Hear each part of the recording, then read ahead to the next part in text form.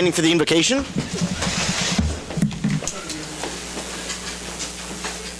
I pledge allegiance to the flag of the United States of America and to the republic for which it stands.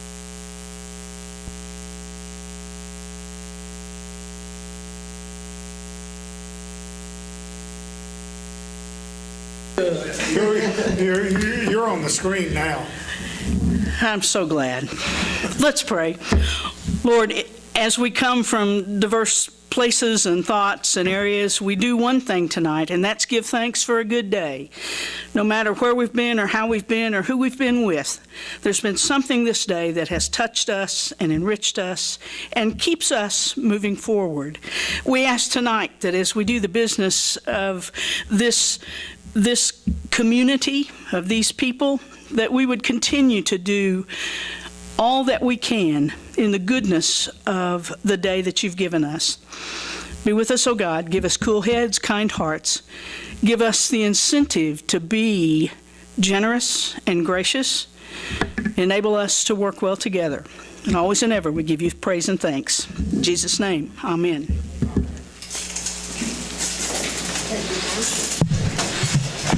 Has the council had time to review the agenda as amended? I'll make a motion that we approve the agenda As amended. as amended. I'll second that. There's a motion to approve the agenda as amended, and it is seconded. All those in favor, please show a voting sign. Opposed, same sign. Motion passes. Time for public comments. Persons who wish to address the City Council regarding items on the agenda may do so at that time as they are called. Persons wishing to address the council on items on the City Council regarding items not on the agenda may do so now, so long as it is in the council's jurisdiction and does not comments on personnel matters pending in the courts or others outside tribunals are not permitted. Speakers are limited to 3 minutes. This is for information purposes only. No action will be taken. Speakers? I want 5. All right. Seeing none. Consent agenda. Has the council had time to review the consent agenda? Make a motion that we approve the consent agenda.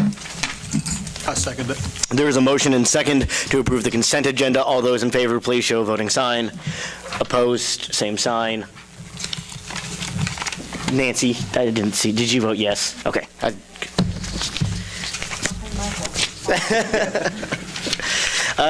Let's start with item A, curb.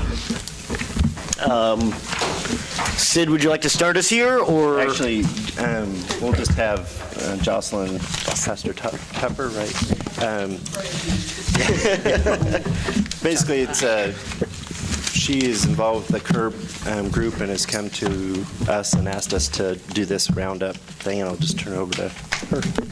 I work with the Ministerial Association, and we administer funds through the Emergency Food and Shelter Program, EFSP, and we also have some funds that are in an account called CURB, which is a Community Utility Relief Board. And what we're asking is for you all to consider allowing utility bills to round up. If somebody's bill is $11.43, that'll never happen, but if it happens, that they would round that up to $12, and the roundup amount would be given to EFSP and CURB so that we could dispense that and help folks with utility bills. I think that you've had the program in the past. I'm not sure. I was not a part of the community at that point. Don't know why it ended or what happened, but we'd like to be able to consider doing that again. Did you need, oh, you're just playing. I can give you just a couple of pieces of information that might be helpful. If someone were to round up their utility bill each month, it would be no more than 99 cents, because that's just what it is. And if you round it up every month and you happen to hit 99 every month, you'd only have $11.88 added to your cost. But $11.88, if we had 200 families that would give us that roundup, we'd have about $1,200 to be able to use throughout the year. At present, there are two groups that kind of administer utility help in the Iola area, the Minstrel Association through EFSP and CURB, and also Humanity House. And what I would suggest is that we be able to work together to share that with Humanity House. We do work together now. If they have folks that come and they can't afford everything, they send them to us. We go back and forth, and we try to be equitable about those funds. So we wouldn't just keep it within the Ministerial Association. The other thing that we'd like for you to know is that we have some guidelines that we have to use with EFSP.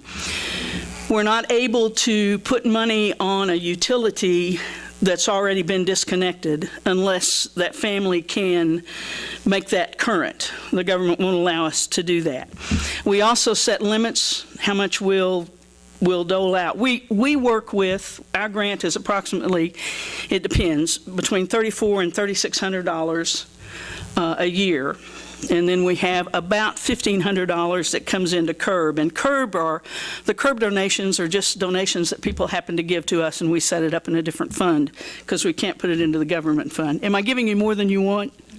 I'm sorry. Real quick, just for the people at home, we'll pretend this passes. Where can you fill out the forms? Is that at the clerk's office, or where would one sign up for this program? I think we have to look at that. Okay. The program's available to us. We have to figure out how to do that. I don't anticipate that if you would say yes tonight, that it would start tomorrow. It probably will take some groundwork to be able to do that. We have a couple of things that we'd like to do. We have some brochures that we're prepared to hand out in area churches so that people can choose to do that. And we have some other things that we will be able to put out to people. But I think that at this point, we don't have all of those details. Yeah. And this would be a opt-in thing. Yeah. So it wouldn't be an automatic thing, it would be an opt-in, so. Yeah. I don't know how many utility customers we have, but we're just, we're thinking if we had 200, there's got to be more than 200, and that may be a large percentage, maybe 100, would do this, but it would be very helpful to us. I think both the Minstrel Association and Humanity House struggle with being able to take care of people. And I have to tell you that when we take care of people, we are not always taking care of people who have no jobs, no this, no that. There are people in our churches and in our communities who have difficulties, and there's no way of knowing just who might need it. Now, You would a guys are not person be smiling. able, say, a person signs up for this 6 months later, they decide this isn't for them, would they be able to go up there and say, hey, I want to just pay my flat rate? I mean, have to I work guess that. I would assume that if it's an opt-in thing, if they come in, we'd make sure that we had some sort of paperwork to show that they opted in. And if they came in and decided that they weren't going to do that anymore, we'd have a similar piece of paper that would show that, okay, they were no longer a part of the program. I mean, I think if we ended up and we had one customer who was, every other month making that decision one way or the other, we might say, okay, we'll just leave you out and everybody else can continue to opt in. Could a customer opt in and then say maybe they've got a month where they're a little tight, they just don't give anything extra and they're still in the program, and then the next month if they want to give something extra, they add it into their bill? I mean, it's either there or it's not there Yeah. if they've opted into it. I'm not sure, Roxy. But this will automatically add it on to their bill. This will just round up whatever. It'll So if your it'll bill automatically is be there. $128.14, it'll round up the 86 Okay, cents. so they're If your not bill's rounding it, they're 128, not rounding it, I guess I was under the No. assumption they were rounding it up on their own. No. And No, it therefore, will if they wanted to automatically- even round it up to a little bit more, they could. Well, I don't know about that. I'm not Okay. familiar, but at any point, we're only talking about 99 cents. Okay. So if they choose not to do it, they can opt out of the program, but it would be an automatic roundup. council wish to give the blessing on this one? Can I get a motion here? I'll make a motion to authorize the city office to begin the roundup for the CURB program. I'll second that motion. Motion has been made and seconded to authorize the utility office to begin roundup for the CURB program. It has been seconded. All those in favor, please show I just have voting. one comment, one question, sorry. Is there going to be something in writing that shows an agreement between yourself and Humanity House, or the group that you represent in Humanity House? We can do something in writing if you wish that. We've been doing things verbally, and I think most of the time that works for us. I think there are some times when we both are out of money, that happens. But I think we do a fairly decent job of, between Tracy and Georgia, I think we do a pretty good job of keeping track of helping each other. We had 7 people in today. This is cut off Monday. Yeah, big one tomorrow. Yeah, and so and we worked back and forth today. I would not, they have access to us and we have access to them, and we certainly will work with them. And if you would want to have some kind of agreement, we'll work on that for you. And do you guys make sure people aren't double dipping? You betcha. Okay. Well, and the EFSP has some very strict guidelines. You can only have help, because it's the government, you can only have help once a year. Okay. And we have a specific amount that we can go up to, and we try hard to work with people to keep it there. We also there are 2 or 3 other places that we can go, some like Catholic Charities and some things like that. We can access that. We work hard to help people find places to go. We can't always do it, but we work hard to do that. And I think probably, I know that Humanity House has some different rules and regulations.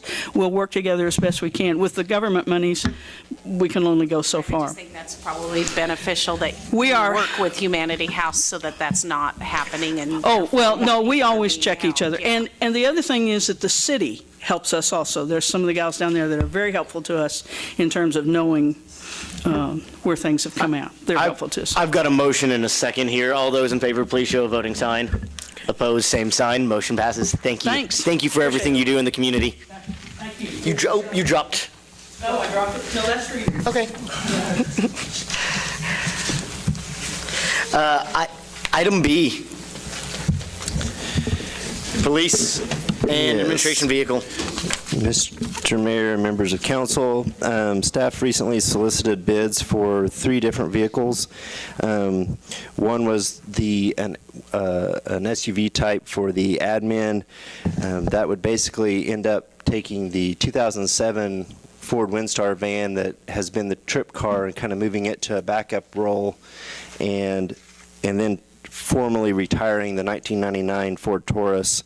And then this new SUV would be kind of the formal, the regular trip car for people to go out of town, or if we have, sometimes we've used that when we've had different events, like rain events, storm events, that we use that to go around that vehicle. The other 2 are is one an SUV for the detectives, and then an SUV type patrol vehicle that would replace the 2013, I think it was bought in 13, it's a model year 14 Ford Utility Police Interceptor that has 126,000 miles and over almost 1,100 hours. 2 vendors submitted bids by the deadline. The tables in the packet kind of summarize those bid results. Both vendors met the specifications for all bids, and all bids are contingent upon a September 30th order date to take advantage of some incentives by Ford. They're about $4,000 per vehicle that we can save if we get this done by September 30th. Budget information, the 2018 budget had an allocation in admin for $40,000. We do have $30,500 in equipment reserve savings, so that purchase would be fully covered by what we have in equipment reserve that was slated for that vehicle. And then PD, we had just a straight allocation of roughly $65,000 to purchase 2 vehicles and outfit them.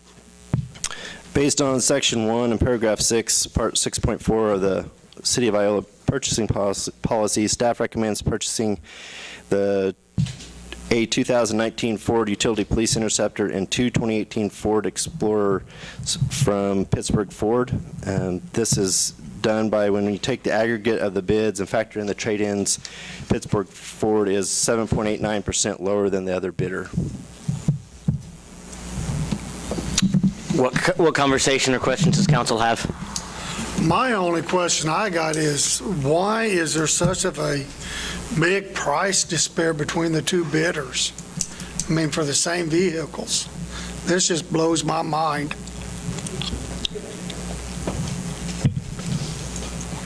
And that's a question, as far as when we look at the spec, both meet the spec. So that's all we can go by.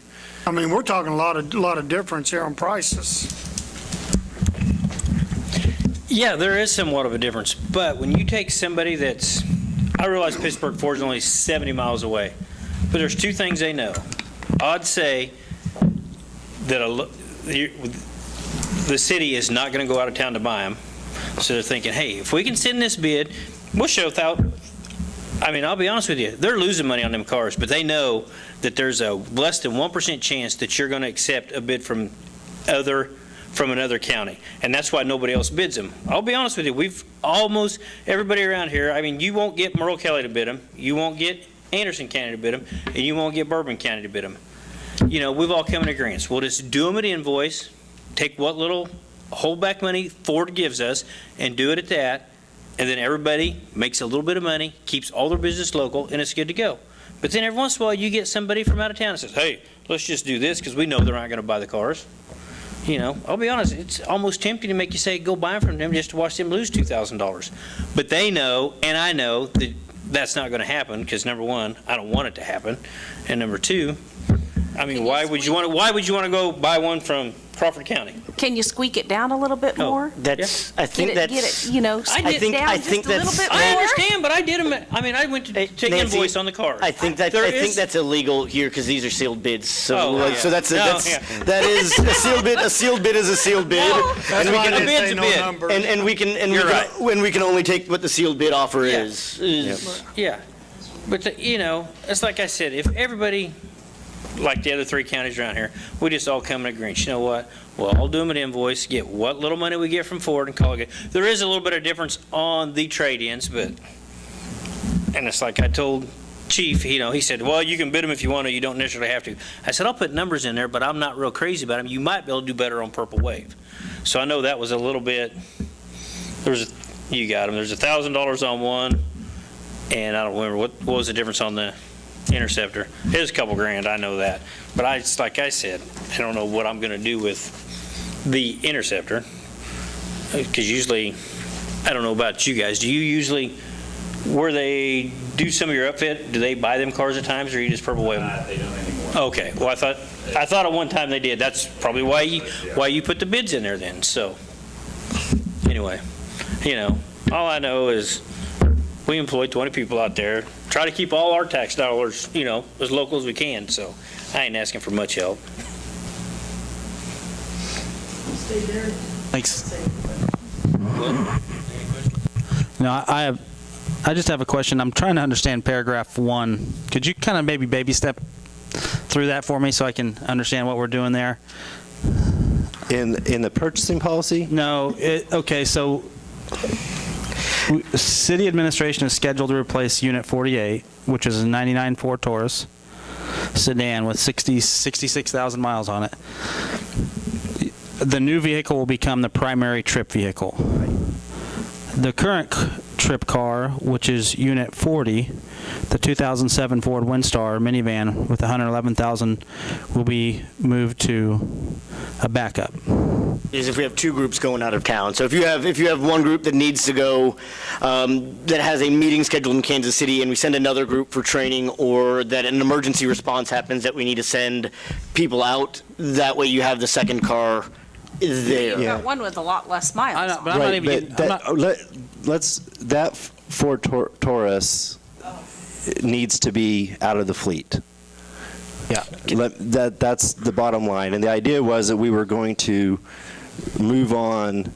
We want to save the minivan rather than getting rid of it and move that into that kind of backup role if we need a second out-of-town vehicle, or it'll be more local usage. So the minivan would take the place of the Ford Taurus? Right.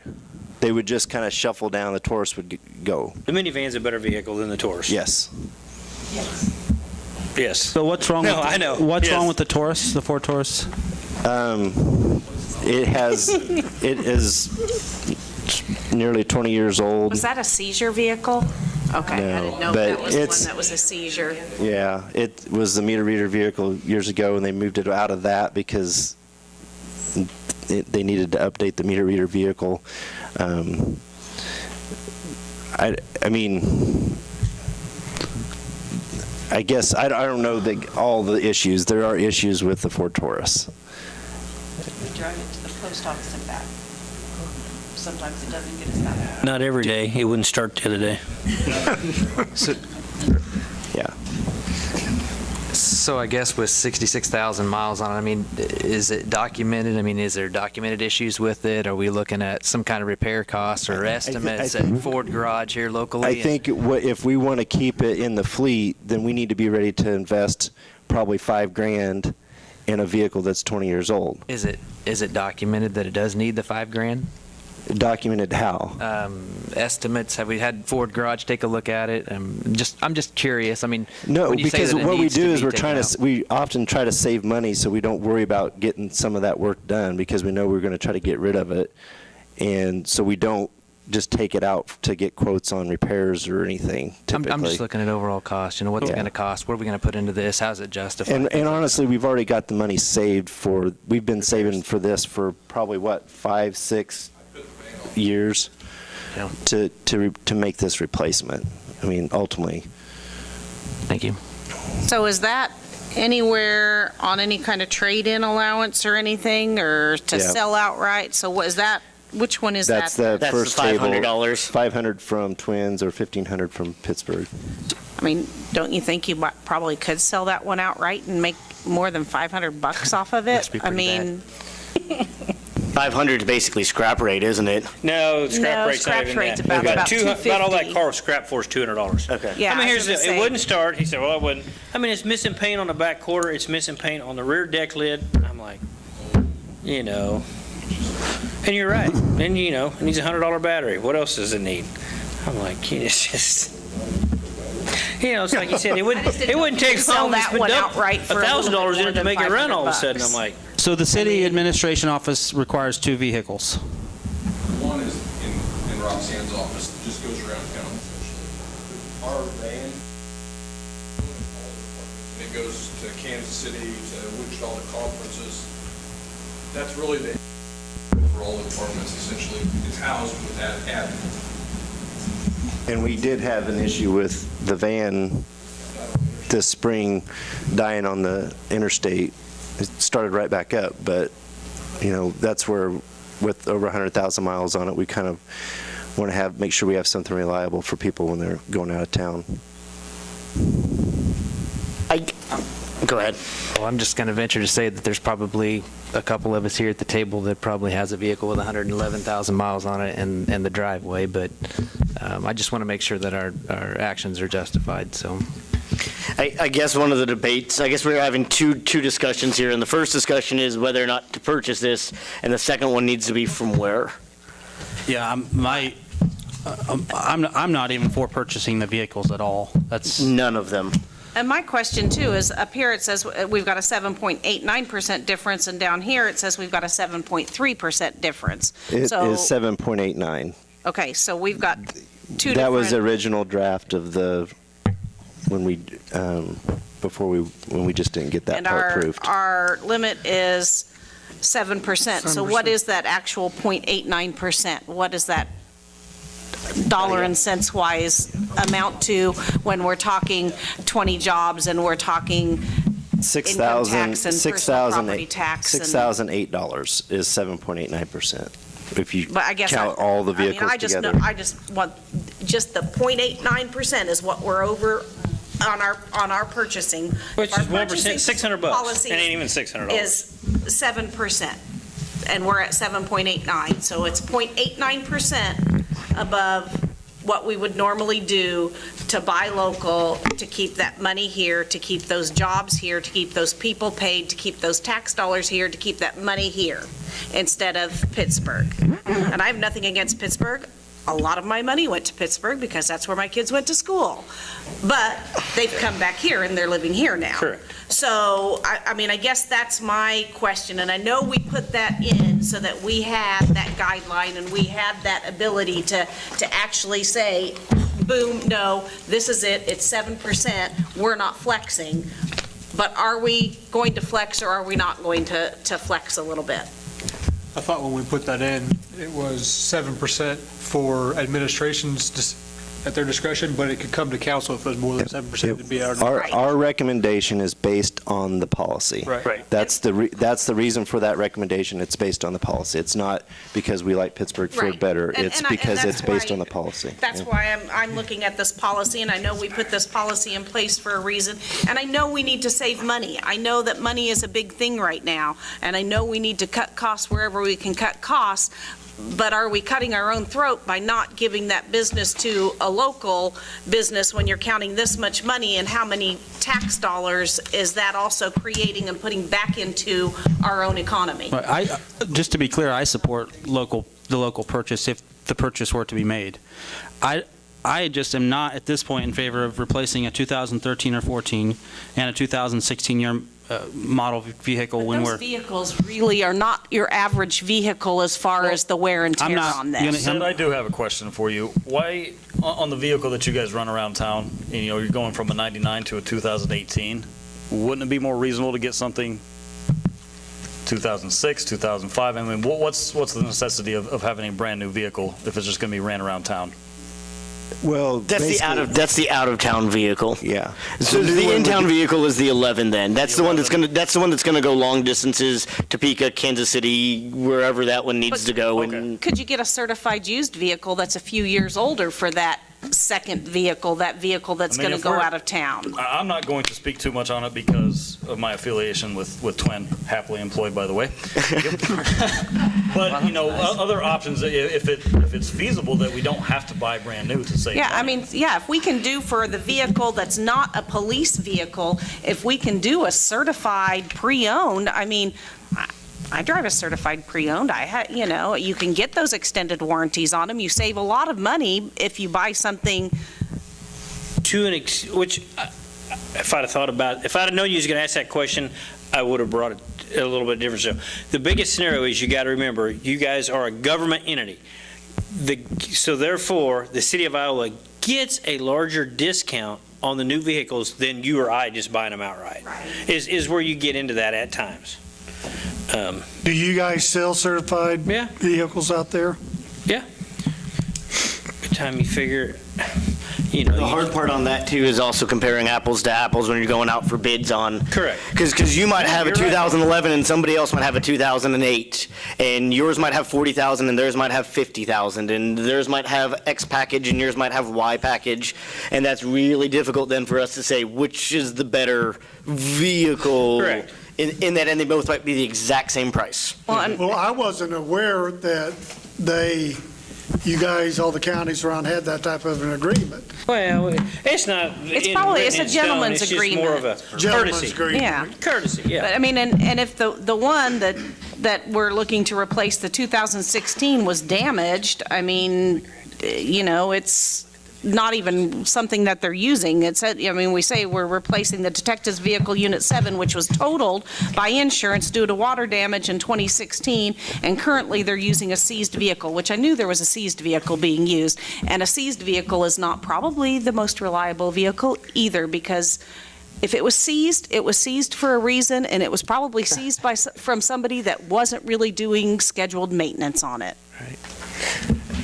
So, and I mean, when you're talking a 2013-14 with 126,000 miles on it, it's just a different kind of mile than what, I mean, we've got a truck that's got 176,000 miles on it that we drive, back and forth to the city. I'll go places in it. It's the hours. But it's been taken care of, and it's had, not the kind of, not been involved in the kind of Correct, things yeah. probably a patrol vehicle is involved in. What is vehicle 7, unit 7? The detective's vehicle.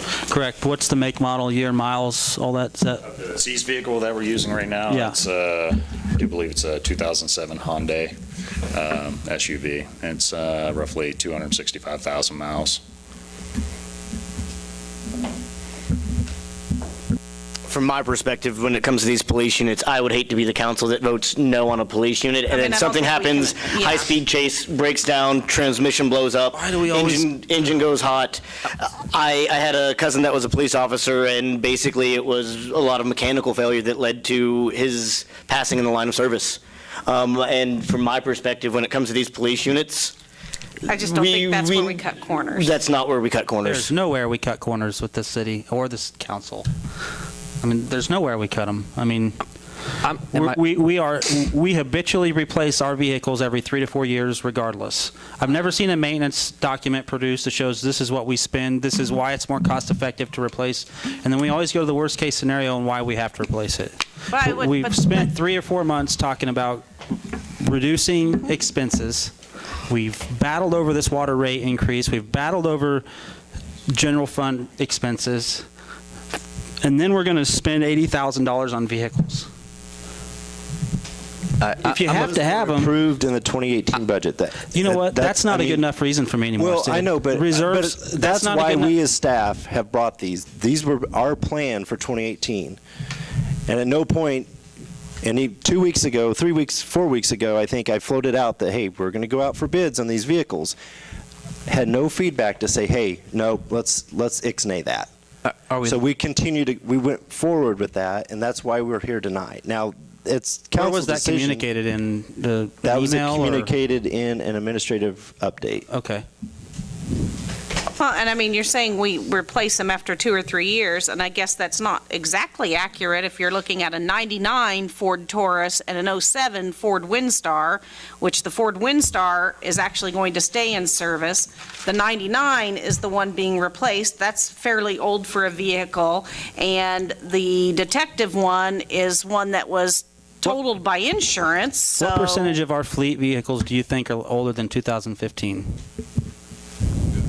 I would say probably pretty decent percentage. Huh? Yes, 75%. Older than 2015? Do we get insurance money on the detective vehicle? I believe we did. Do we get insurance money on the vehicle? Yes. Okay. Yes, we did. So did that go back into your fund or your reserve to believe pay we for just this? placed an equipment reserve on there. Aren't we looking at our vehicle purchasing policy Next month. Next month? Or in the short time coming up. I mean, I'm of the opinion we kind of hold off and take a look at what we decide for the purchasing policy. I mean, it's 1 month away. But I also understand the 10,881 hours. I also understand that they're going to idle when they're setting. So, but I know we use a good oil, and and our maintenance practices are probably second to none. I see that, so we're doing a good job. And we do track our maintenance. Everything that we do is on our vehicles is tracked maintenance-wise. We are. Don't have all the numbers, but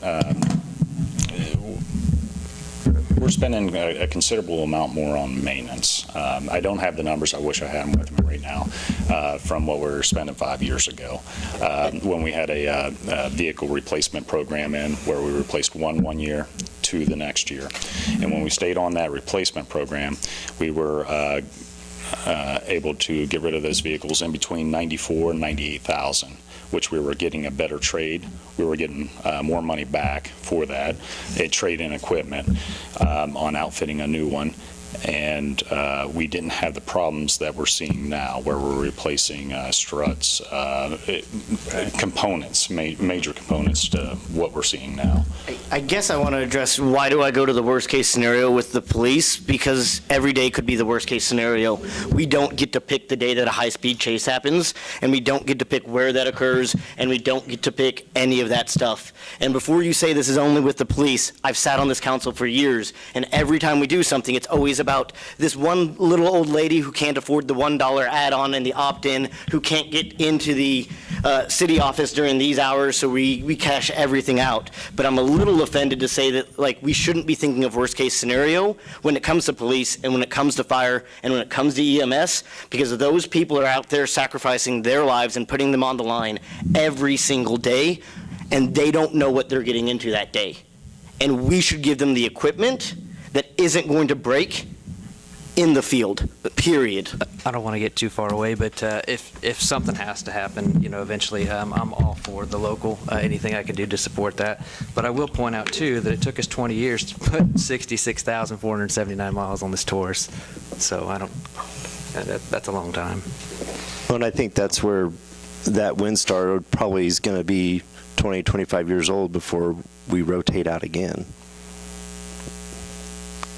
I've got one with 175. I've got a 4-vehicle fleet that took took one to Emporia. So, I mean, I'm not, I'm just saying, we use good oil. And if we're not going to extend the life of our vehicles, we're really doing the next guy a favor. So, especially with these maintenance practices like you spoke of, those are real, so. Can I get a motion out of the council here?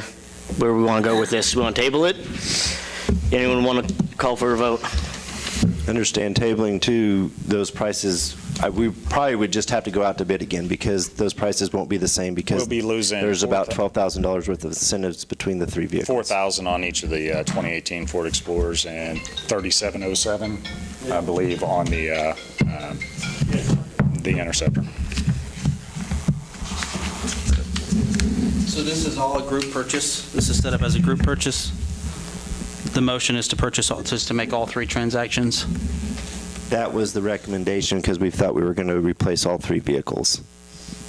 If council so chooses, you can parse it out, I guess, because they're all standalone. They're not, I don't think we, in our bid spec, had language that we were going to purchase all three were going to be grouped together. We just bid them all together.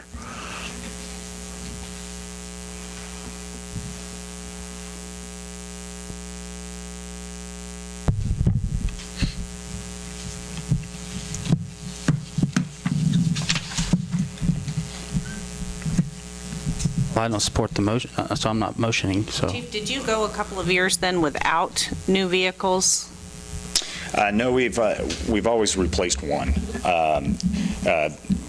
One of those years essentially was a whole year without, but it was just back ordered, come in and not the same year that we ordered it. But we have been able to replace one a year.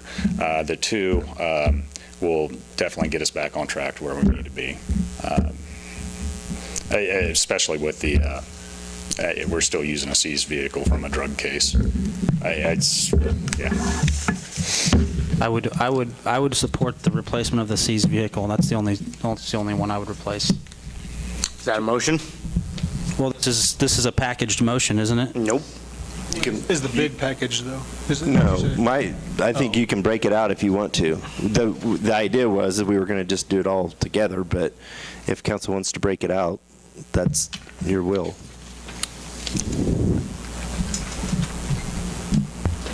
I would move that we replace vehicle number 2, the detective vehicle, From where? from Twin Motors Ford in Iola, Kansas. I second the motion. There's a motion to replace vehicle number 2 from Twin Motors Ford. All those in favor, please show a voting sign. Opposed? Abstentions? Motion passes. Okay, can I also make a second motion? Yes, ma'am. To also replace Unit 56 patrol vehicle, which is the 1314 Ford Utility Police Interceptor, with approximately 126,000 miles on it and over 10,000 hours, and also purchase that from Twin Motors. I'll second that. There is a motion to replace vehicle number 56 and purchase that from Twin Motors. All those in favor show a voting sign. Please show a voting sign. Opposed, same sign. Abstentions, motion passes. Can we, on the administrative unit number 40, can you solicit bids for a certified pre-owned vehicle? We can, but I guess before we do that, I guess I'd like to know where council is on that, because if we don't want to replace it, then there's no need to solicit the bid. What are we using currently to look at meters? Is it still the Ford Ranger? Meter reading? Meter reading? Yeah. The meter reading vehicle is a Ford Ranger right now. It was the Taurus. What year is that, the Ford Ranger?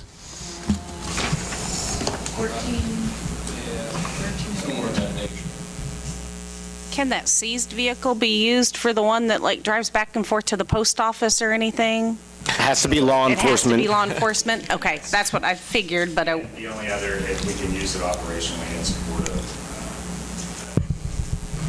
drugs. Well, We can use it in that aspect.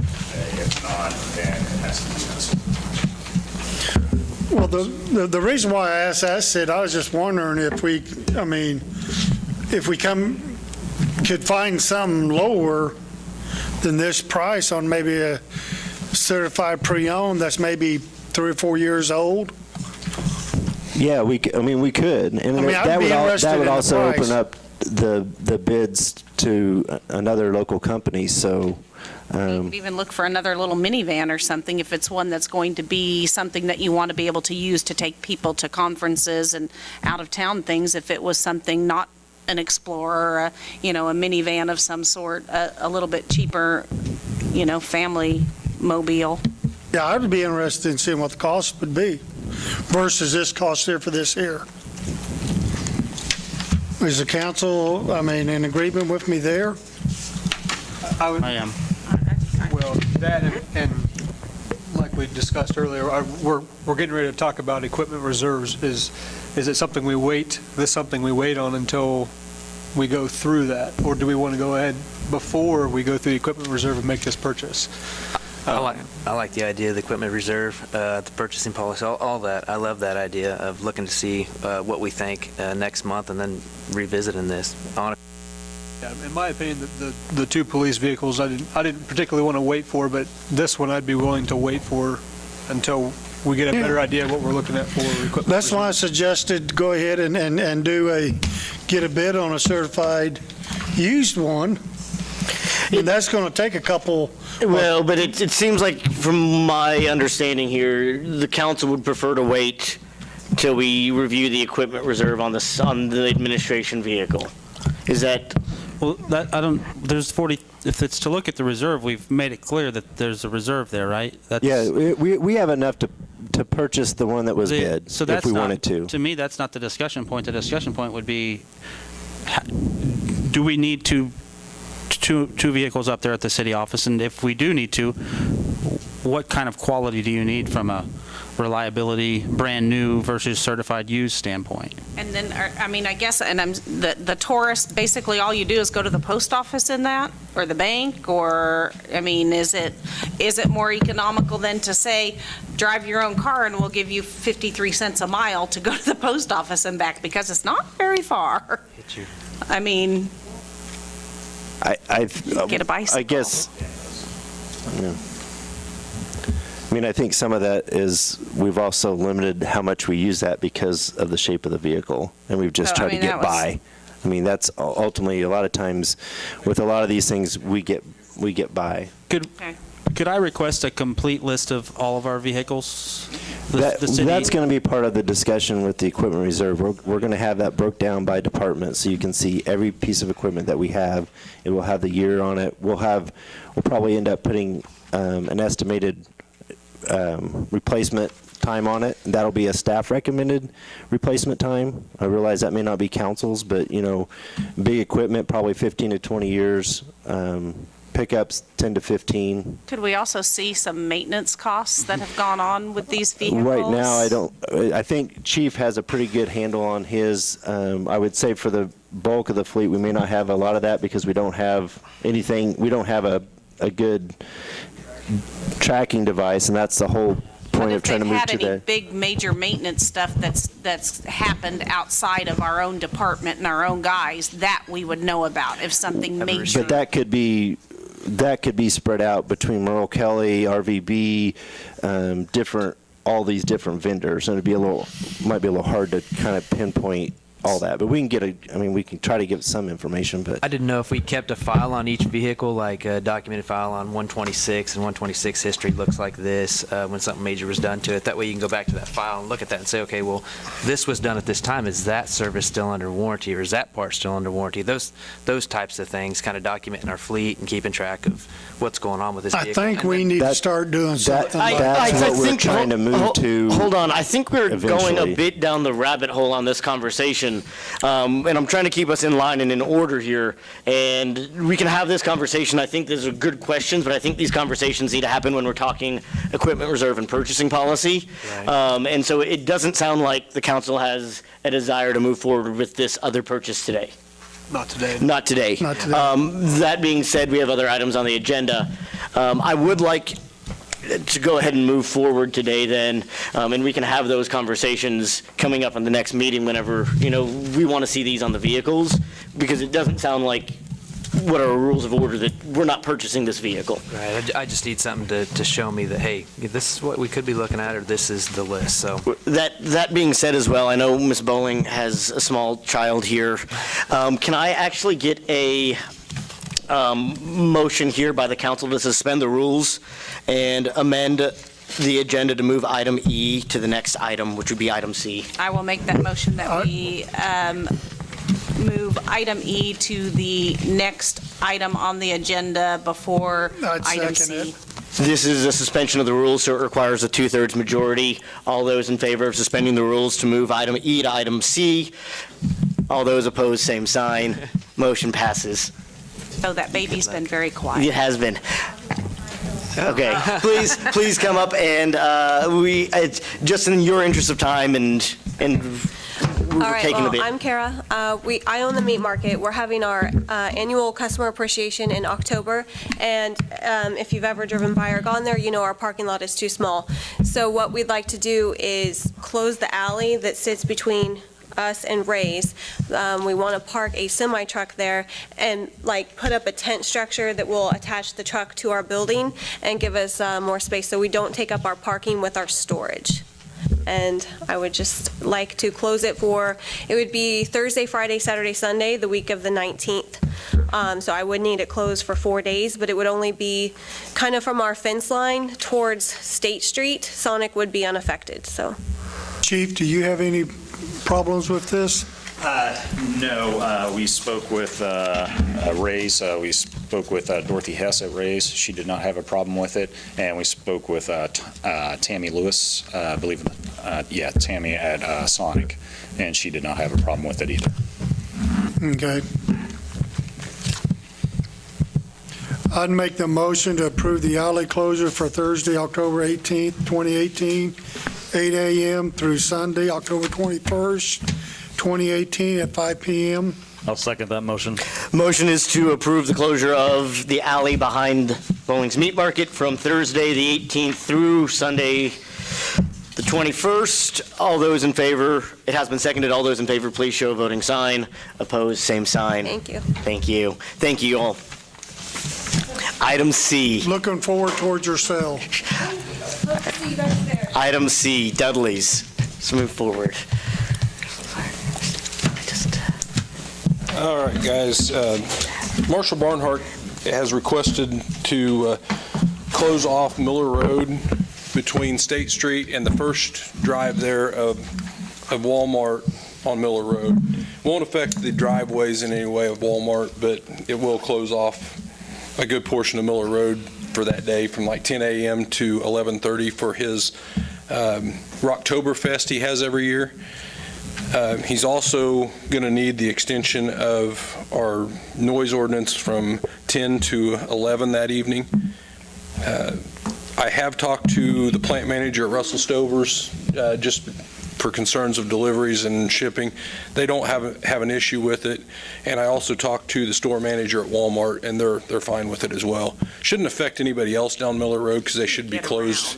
Well, and they should be closed. I don't think any of them are open on Saturdays. So questions, concerns?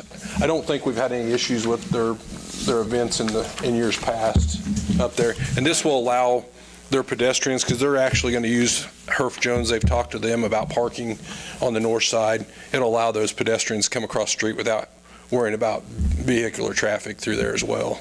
And he does get a large crowd every year, so it would actually probably be a lot safer closing that road down than they'd be able to cross. You don't have a problem with it being closed if you guys had to go someplace or something?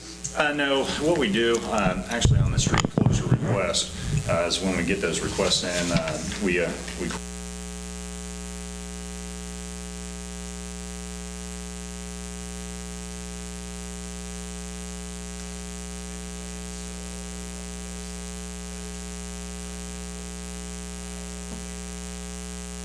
Okay. So those are all, we coordinate those. Okay.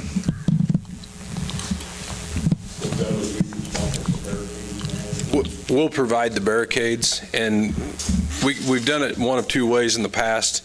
Either that entity will put the barricades out at that time, or the police department has done it in the past too, similar to Farm City Days, but we will supply the barricades that way. We know that it's properly, at least with the right type of barricade put out there. I'd make the motion to approve extending the noise ordinance from 10 to 11 and the closure of Miller Road from the Eastern Drive entrance of Walmart to State Street from 10 a.m. to 11:30 p.m. on October 6th for Rocktoberfest 2018. I'll second that motion. Motion has been made and seconded. All those in favor, please show a voting sign. Opposed, same sign. God, that's weekend I'm gone. Motion passes. Yeah, no Oktoberfest for me. Item EDE, Farm City Days. All right, Mayor and Council, enclosed in your packet is the general list that we do almost every year for Farm City Days. It's rather lengthy. You'll notice in there, I basically put my comments in red as far as how we typically handle these. There's nothing really out of the ordinary of what we've done in the past, a little bit less. The only concern I have, and I would not recommend closing down Jackson until the Wednesday night rather than doing it on Tuesday night, just to keep the traffic flowing and keep our office open as much as we can. In years past, we've always done it, given them basically a day to come in, set up, and then another day, that day that they actually open, to clean their equipment and be ready to go. And Aaron may be able to speak to this a little bit better, but it just would limit the traffic on Jackson considerably if we close it down for another additional day. When are they expected to arrive? Well, the thing with Ottaway Amusements, which getting a carnival is really hard. Getting a carnival that passes Kansas engineering studies is even harder. And the way we were able to have this carnival is they split their services with Iola and Fredonia's Homecoming. So what they have to do is they have to set up part of their carnival here and then go down there and set up part of their carnival in Fredonia. And they don't have double the resources to do that. So they have to use their labor one day and then labor the next day. So normally where they could come in on a Wednesday or Thursday and set everything up on in a day and then be ready that Friday, they've kind of pushed 2 years, I think, in a row now. No, I think it was just last year was the first year. They've let it push us into kind of setting up on that Tuesday, so then they could go to Fredonia on Wednesday and set up there. Then they come back here on Thursday and get everything clean, so Friday they're ready to go. So I'm not opposed to his recommendation. We've let them do it. We've let them do it last year as far as closing the road down Tuesday. I do anticipate kind of kickback from him, and at that point I don't know where that puts us, because when push comes to shove, I don't know what we're going to do there. I guess I would prefer to do it that way, and and like I said, push comes to shove, we can close the street down. I'd like to at least request it to him. That's what I've asked them to do, is to set up for. If they were here first last year, say, Yeah. okay, we accommodated last year, can Fredonia accommodate this year? Yep, that's what I've told them, and that's where it's at right now. So, but if what I'm just trying to think ahead, if they come in and say, well, we have to do Tuesday, I just don't know where that puts us. Say nope, and then push the carnival back. I don't think they actually set up on Tuesday. I think we barricaded the street off Tuesday night just so the parking stalls on the Wednesday morning didn't get filled up. So if we did it Tuesday evening, I'd be fine with that. Well, but that's the closing it the whole extra day if we do it Tuesday. Because that closes it down Wednesday. Right, and there's not going to be anything other than them pulling in there and parking a bunch of stuff in the middle of the street for that day, because they usually don't set up actually erect that stuff until Thursday. Tom, Judge Saxton used to be really good about avoiding Farm City Days and not having court. I think last year we actually had court during Farm City Days. I'd have to look at the schedule, Chief. Off the top of your head. My guess is, yes, it'll be a court night. But That would make it even that much more difficult. they'll find their way. Theoretically, though, council could approve this and then give you the caveat and say staff can make the decision on whether or not Tuesday. Right. And we could just we could turn that power over to staff and say, hey, you make the call on this Tuesday, whether or not that happens as a secondary motion. Just approve this and then turn that power back over to staff for that. And that way, if something does push comes to shove, working with Farm City Days, you all can work that out without coming back to us. I think this year I'll just send them to the city offices. Suits me. But you know what I'm saying, like, would that be okay with council? I think we should follow their recommendations, so that's what we Okay. should do. There's really 4 items that we need your action on. The other items, I feel, are pretty standard that we've done over the years that I don't know necessarily, I'd like your endorsement of them, but I don't know that we necessarily have to have approval.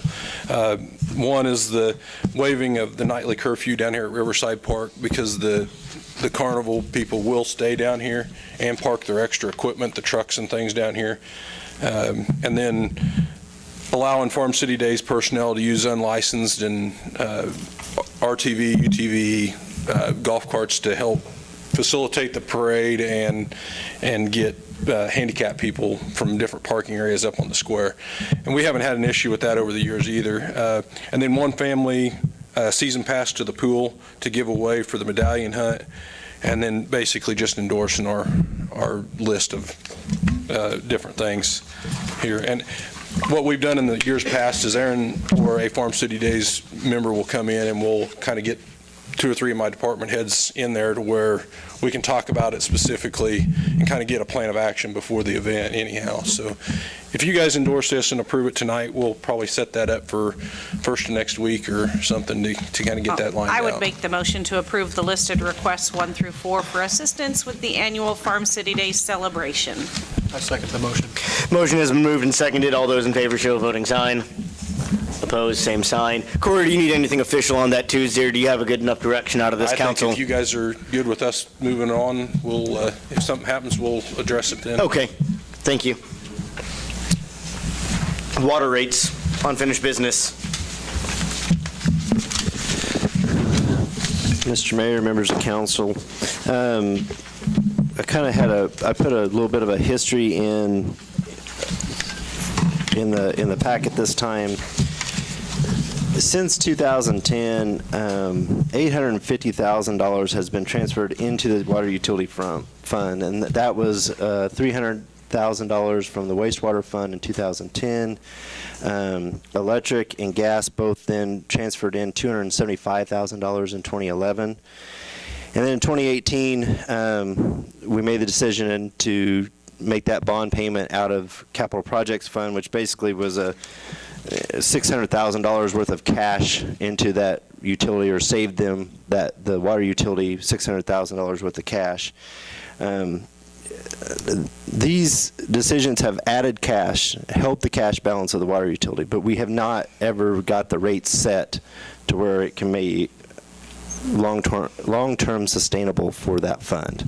And I talked at the last meeting a little bit about kind of philosophically from my perspective, what water revenue should do, and that's cover the anticipated annual costs, and that's bond payment, personnel, all that, transfers at whatever level. That's to be determined, but build up to and maintain an adequate reserve level and fund necessary infrastructure improvements. Those infrastructure improvements are something that will be defined, help be defined by the water master plan that will be completed by the end of the year or at the beginning of 2019. Ordinance 3481 has been prepared for your consideration. It contains a 10% rate increase to the water rates effective January 1, 2019. In the packet, that table 1 kind of shows what the impact of that 10% would be. And it takes into account making that 2018 bond payment from capital projects, eliminating the transfer to the general fund in 2019, restoring the transfer to the general fund in 2020 and beyond at a reduced level, only $100,000 versus what we've been doing or tried to do historically at $200,000. And that means we need $100,000 of cuts in general fund then? Right. Okay. Yes. And repaying the capital projects fund for that bond payment. The values for the CIP transfers in 2020 and beyond in that table do not reflect the anticipated need as shown in the 2019 water utility budget. We actually have more budget thinking those future projects we're going to need a lot more than what we even have in that rate kind of structure. And with this 10% increase, we're basically in the black, or we're in the red officially in 2022. We're negative money in that account still, in the And we we red. would be, We're negative money. We're losing. 2022, we were $100,000 actually, basically. in out. 2019, you would still technically have a revenue shortfall of $12,000. The reserve that you have now, that you will have at the end of 2018, would be gone by the end of 2022. And that's basically the same sort of thing that we've done. We inject cash, we don't set the rates, and we burn through that cash, and then we inject more cash. So, I mean, that's what I'm seeing from the history of But this. this rate increase will at least give us some time to discuss this again in 2019. Right, and we will be able to get the capital projects kind of lined out, and we can say we know where we want to go with that, because ultimately that's going to help, that's going to be a main driver of the rates. And it assumes $100,000 in cuts to 2020's general fund budget from this as well. Is that correct? Yes. Okay.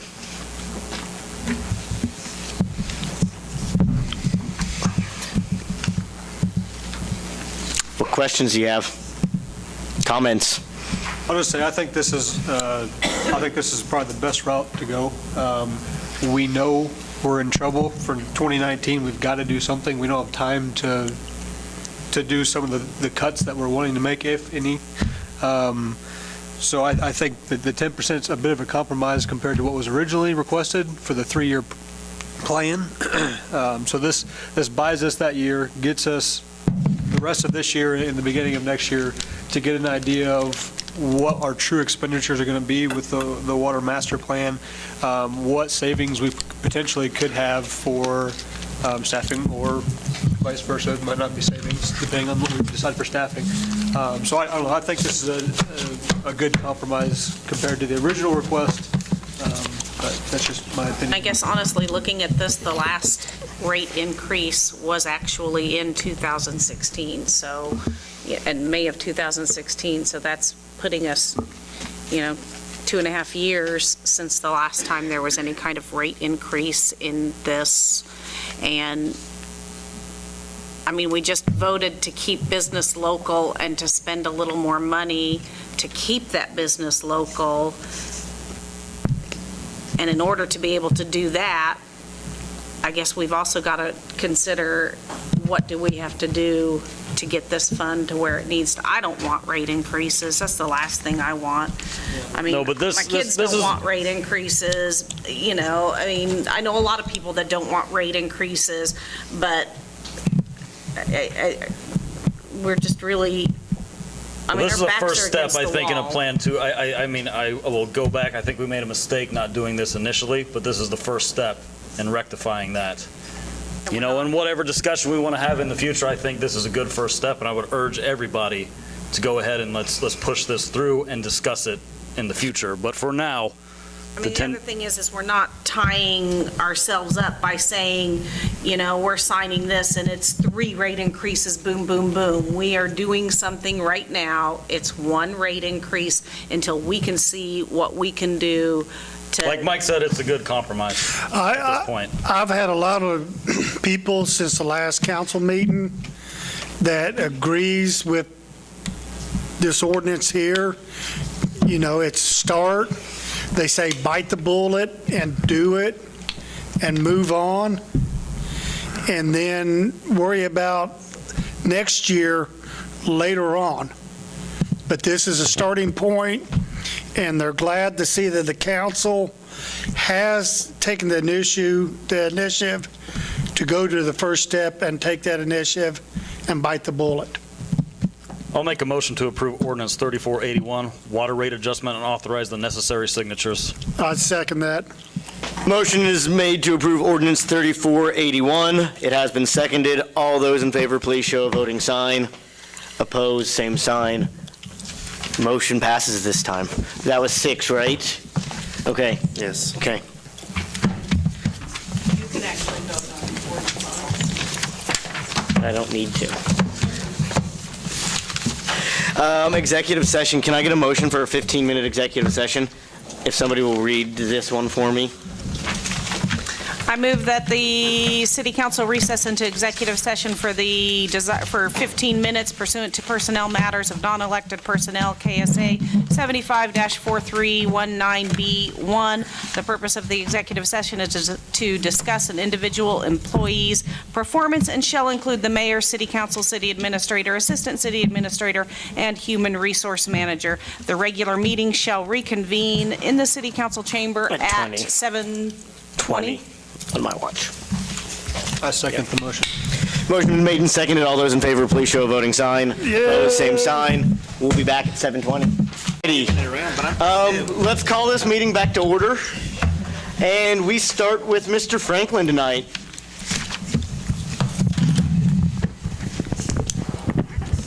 I don't have anything. Mr. Martin, I have nothing. Mr. Myrick, I just want to make my motion. Mr. Matthews. I'm good, thank you. As for me, go out, support Farm City Days, support the community activities. There are lots of good ones out there. There's lots of stuff going on. I'm tired of hearing in this town, there's nothing to do. We just approved 3 or 4 different things today alone. The month of October seems like it's going to be really big. Go support those things so that we still have things to do. Nothing for me. Ms. Ford, Nothing. Mr. Peters, Sid. Just real quick note, I sent out an email invitation to that ABC planning meeting in Bourbon County on Tuesday, or tomorrow night at 6 o'clock, so I'm planning on going. But anyway, that's all I have. Mr. Myrick. I make the motion that we adjourn for the night.